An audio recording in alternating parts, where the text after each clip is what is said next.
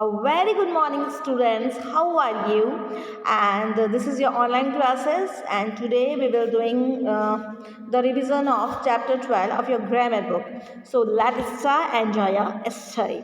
Okay. So our topic is the adverb.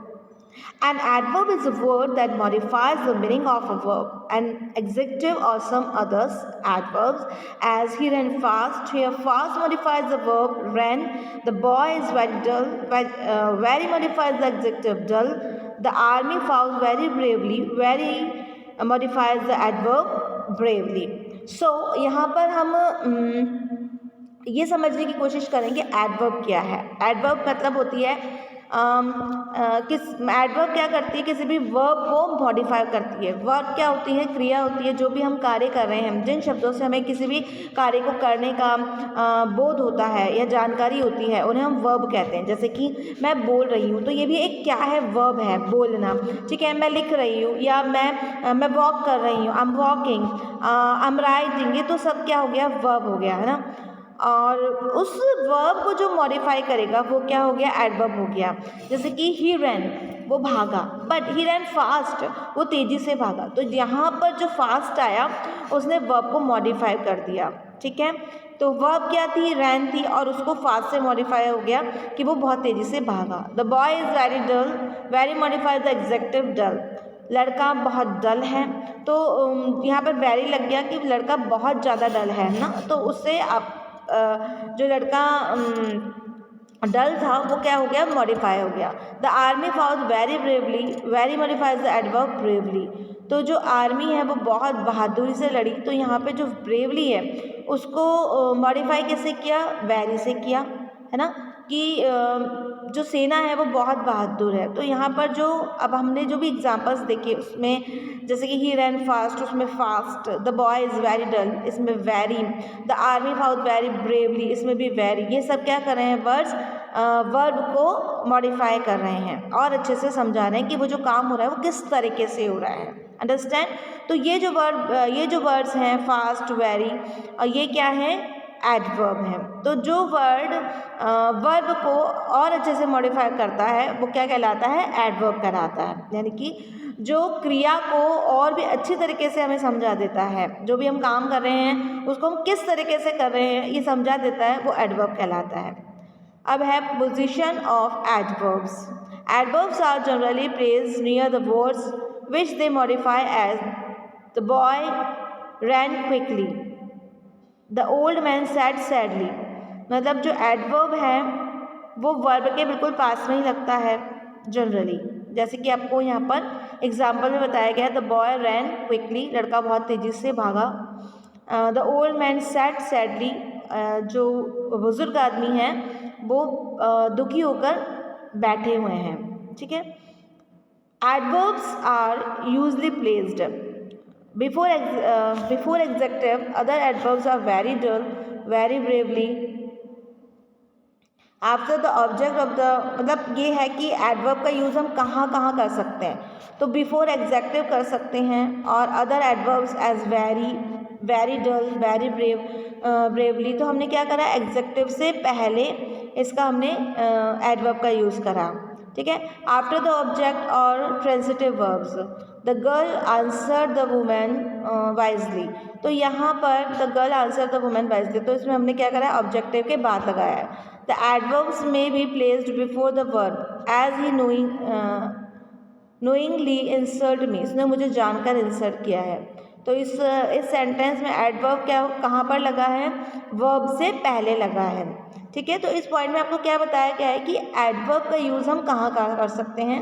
तो एक तो हम एग्जेक्टिव से पहले कर सकते हैं, ऑब्जेक्ट के बाद में कर सकते हैं, और वर्ब से पहले कर सकते हैं। ठीक है, when the adverb modifies a whole sentence it is generally used in the beginning of the sentence, as unfortunately the old man stuck against the wall।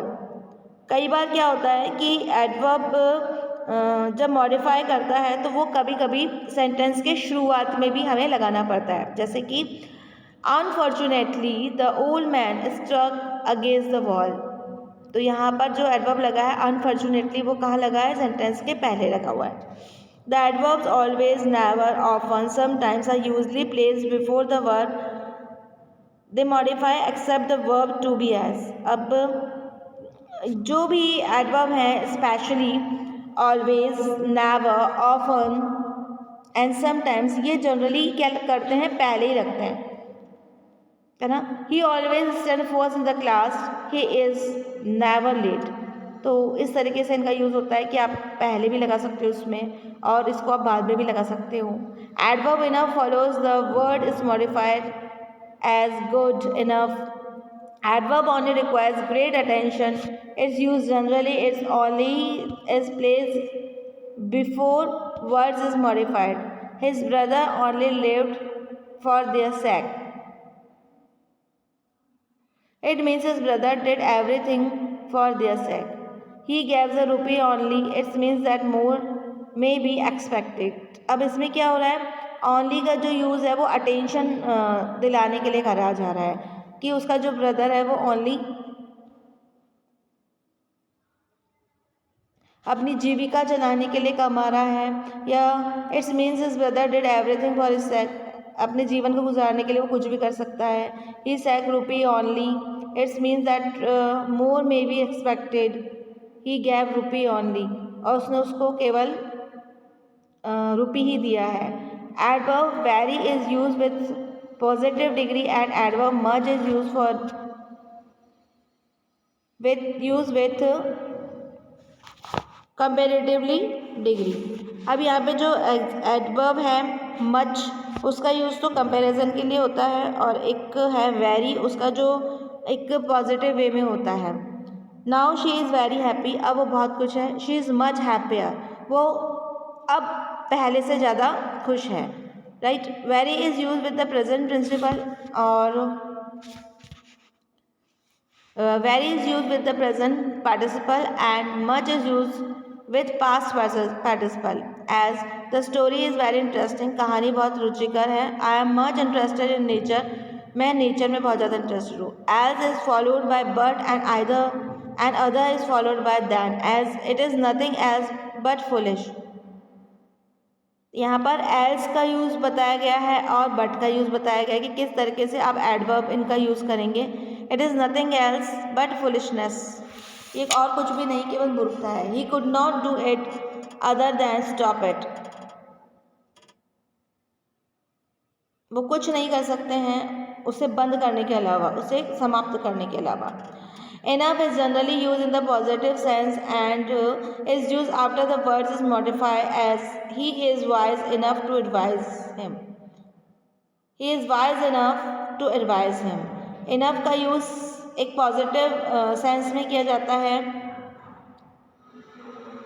He is wise, वो बुद्धिमान है, इतने कि उन्हें सलाह दी जाए, मतलब यदि उन्हें सलाह दी जाएगी तो इतना उनमें बुद्धि है कि वो कर लेंगे। Adverb of time are usually used either in the beginning or the last. Adverb जो है या तो beginning में लगते हैं या last में। He will do it tomorrow, tomorrow he will do it, तो यहाँ पे tomorrow का यूज़ हुआ है। If the sentence has an accusatory verb and the main verbs, as he has never attended the class, he will always do it. वो कभी भी class attend नहीं करता है और वो ऐसा हमेशा करता है। तो इस तरीके से आप किसी का एक्सक्यूज़ देने के लिए भी मतलब इसका यूज़ कर सकते हो। तो एडवर्ब के यहाँ पे यूज़ बताए गए हैं, ठीक है ना। एडवर्ब के क्या क्या यूज़ बताए गए हैं कि आप उसको पहले भी यूज़ कर सकते हो, मतलब वर्ब और एग्जेक्टिव के पहले आप उसका यूज़ कर सकते हो, और उसका यूज़ कई बार सेंटेंस में स्टार्टिंग में भी किया जाता है। तो सिचुएशंस पे डिपेंड है, और कई बार एक्सक्यूज़ देने के लिए भी उसका यूज़ किया जा सकता है, ठीक है। तो इस तरीके से एडवर्ब के अलग अलग यूज़ हैं। और मेनली एडवर्ब क्या है, adverb is a word that modifies the meaning of the verb and adjectives और सम अदर एडवर्ब। एज मतलब कि एडवर्ब क्या है कि आपका जो एग्जेक्टिव है और वर्ब है उसको अच्छी तरीके से मॉडिफाई करता है, तो वो एडवर्ब या सह-क्रिया हो जाता है, ठीक है। अब इसके एमसीक्यूज़ हैं। Adverb dash follows the word is modify always, इसका आंसर आएगा always. Adverb always follows the word at modify, मतलब एडवर्ब हमेशा वर्ड को मॉडिफाई करता है. Adverb requires great attention in its use. Adverbs only requires great attention in its use. Attention होता है sentence में एडवर्ब से. As is followed by but, तो इसका आंसर होगा बी. तो फर्स्ट का आंसर सी, सेकंड का ए और थर्ड का answer B. Fill in the blanks with the correct adverb. अब यहाँ पर अपने को क्या करना है, इसमें जो बी वाला क्वेश्चन है उसके अंदर अपने को एक करेक्ट एडवर्ब भरने हैं. His brother is rich enough to buy a new car. उसका भाई के पास मतलब इतना पैसा है कि वो कार खरीद ले. तो यहाँ पे इनफ एडवर्ब आएगा. He told the story and the story was very interesting. उसने कहानी सुनाई और वो कहानी बहुत ही इंटरेस्टिंग थी. His father always live for his son. उसके पिताजी केवल अपने पुत्र के लिए ही जीवित हैं. Sadly the old man dad in the hospital. बड़ी दुखद बात है कि वो जो वृद्ध इंसान थे उनके हॉस्पिटल में डेथ हो गई. The army fought very bravely against the enemy. सेना दुश्मन से बहुत बहादुरी से लड़ी. The principal was very please with the boy. Principal जो है वो उस लड़के से बहुत खुश थे. तो इस तरीके से हमने ये जो फिल इन द ब्लैंक्स थे उसमें करेक्ट एडवर्ब को फिल किया और किया. और ये आपको क्वेश्चन दिया गया है पीडीएफ में जो कि आपको कॉपी में करना है और ये क्वेश्चन मैं आपको एग्जाम में दूंगी.